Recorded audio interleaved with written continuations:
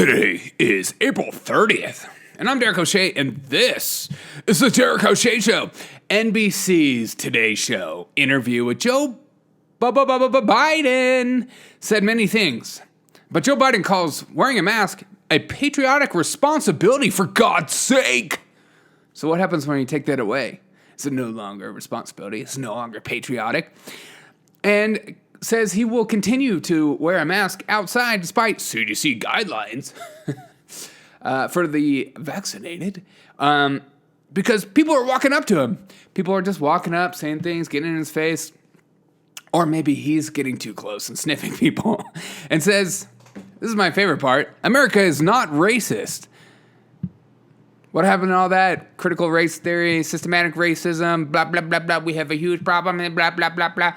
And even Kamala's starting to walk back a little bit, which is fun. They're realizing what Tim Scott said, that America's not a racist country, and that Biden is dividing us, is actually a good move, and they're scared. So they're walking it back, and here's where they pretend like everything they said before doesn't matter anymore. This is what this is what we're saying. This is our new plea. We're going to try to unify it because we divided everyone in order for us to be in power. Blah, blah, blah. And then he continues saying, we've gotten control of the border crisis that he blames Trump for. How's that? And this is where the left and people that don't read the news or watch the news forget all the quotes he said before, like surging the border. Hey, if people are coming here because they like me, what's that bad thing? Oh, we're giving Kamala's book to all these illegal immigrants coming through. Oh, no big deal. Like, que pasó, man? Anti-ICE protesters disrupt Joe Biden's 100-day celebration drive-in rally. As he said, I agree with you. He agrees they should abolish ICE. And he said, I'm working on it. Give me another 5 days. 5 days to do what? To abolish ICE? Are you serious? Add the IRS on top of that for me, please. Florida legislature passed an election bill that would add ID requirements for voters requesting to vote by mail. Governor DeSantis to sign the bill soon. Oh, the outrage. How is this not seen as racist? You're out of your mind if you don't see this. Anytime I've been asked for my ID, I'm like, are you kidding me? This is a racist act. I will not stand for this injustice. I really hope all these companies come out like Disney. Like, I bet they won't come out because now they're like, it wasn't a good move. Al-Qaeda vows to wage war on all fronts against the U.S. ahead of 10-year anniversary of Osama bin Laden's death. I knew there would be a reason for us to stay out there, and there it is. NFL draft was last night. I reported earlier this week that Max Kellerman said his antennas were up when he saw the mock drafts, and all the first 3 picks were white guys. So my antenna's up. Something's wrong here. Max Kellerman, First Take, ESPN, is not a political show. It's supposed to be about sports. But what do they talk about all the time? Politics. And how racist this country is. Even though Joe Biden says it's not. But what happened last night? First draft pick, white. Unbelievable. Trey Lawrence. Second, Zach Wilson. Another white guy. Disgusting. Third pick, a black dude. No! This is where they pretend like what they said before never happened. What a stupid comment. My antennas are up because the first 3 picks are white guys, supposedly. Same way when I watch the NBA draft, I'm like, oh my God, when is the white guy going to come up? The fact that they care is racist. Okay. Because I've never watched NFL, NBA draft, MLB, NFL, and been like, okay, it's been the first 3 picks were black. When is the white guy coming up? Where is the Asian going to come up? Is there a Hispanic in this? Huh? These teams need to get woke. They don't need to pick whoever's the best available. They need to pick whoever's the best available with the race they haven't selected yet. It's so freaking childish. I just feel like I'm talking to a 2-year-old, and you're like, has your brain not developed yet? Do I need to come at you at a different angle? Is that what's going on? Russian opposition leader and critic of Russian President Vladimir Putin, Alexei Navalny, appeared on court yesterday looking rather thin, and after recently ending his hunger strike that lasted around 24 days. CNN reported that he ate 4 tablespoons of porridge a day, and today he's going to eat 5, and tomorrow he will probably eat 6. 4 tablespoons of porridge? Oh my God, I would have so much hangry. I'd be so hangry. That is a serious hunger strike. Speaking on Putin, at the trial, he said, this is a quote from Alexei Navalny. It's like, no wonder you're in prison, because this is take some cojones to say. He said, I would like to say that your king is naked, and more than one little boy is shouting about it. It's now millions of people who are already shouting about it. It's quite obvious. 20 years of incompetent rule have come to this. There is a crown sliding from his ears. Your naked king wants to rule until the end. He doesn't care about the country. He has clung to power and wants to rule indefinitely. Of course he does. But wow, what a ballsy statement. I'm going to continue to watch that and report on that, just so you know. Just the fact that someone's coming out against Putin like that and is so put on a pedestal, and people are actually watching and keeping an eye on, even Biden is talking about it, says a lot, because usually, people like this get just hushed.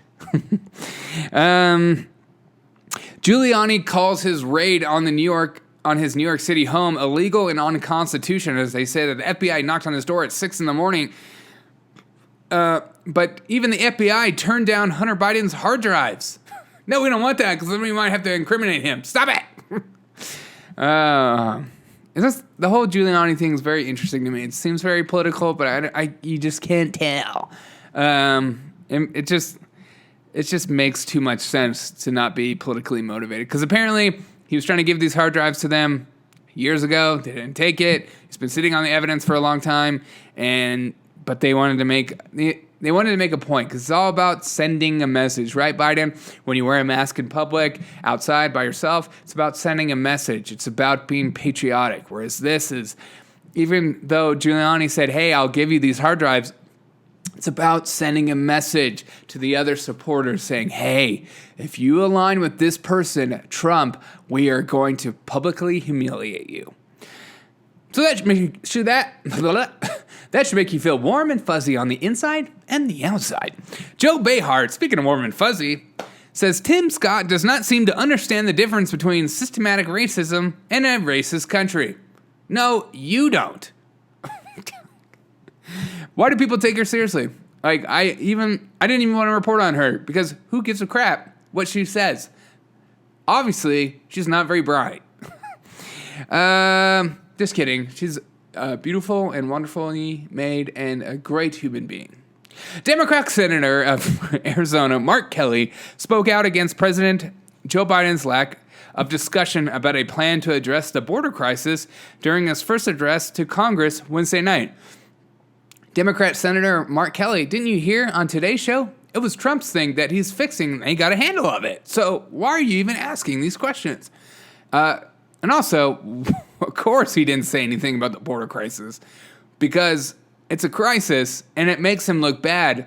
And those speeches are all about, hey, we're doing such a great job and nothing we've ever done is bad and everything we've done is perfect and we've made your life better and the government is here to help.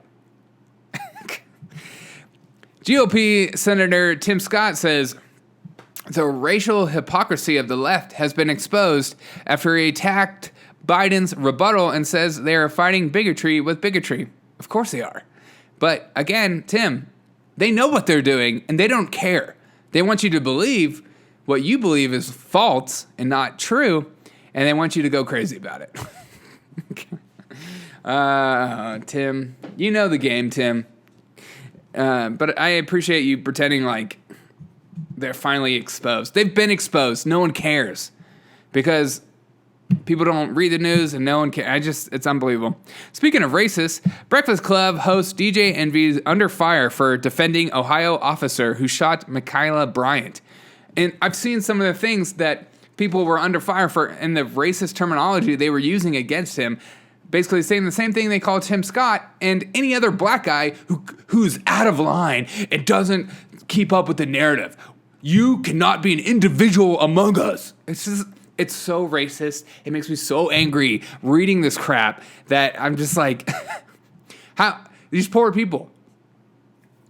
It's so hard for them to speak out, even if they do believe it, because they're like, well, they're gonna call me, all these racist terminologies. They have to do like plantations and stuff like that, and that like,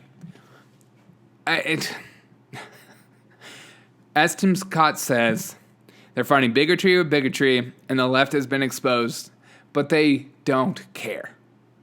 They are racist, and they don't care. But the funny thing is, they're racist, but they want you to believe, no. You're the racist. You are. Okay? I know there's no evidence to back up what I'm saying, but you just are, and you have to admit it. And if you don't admit it, it's because you just don't get it. Because it's systematic, okay? There's no argument against it. It's part of the system. So admit it. And if you don't admit it, you just don't get it. Okay? It's just so ridiculous. The Food and Drug Administration, speaking of racist, the Food and Drug Administration announced Thursday it will begin the process of banning menthol tobacco cigarettes as well as other flavored cigars. It's so racist. It's just, because they're reporting that it's a detriment to health to African Americans and black communities.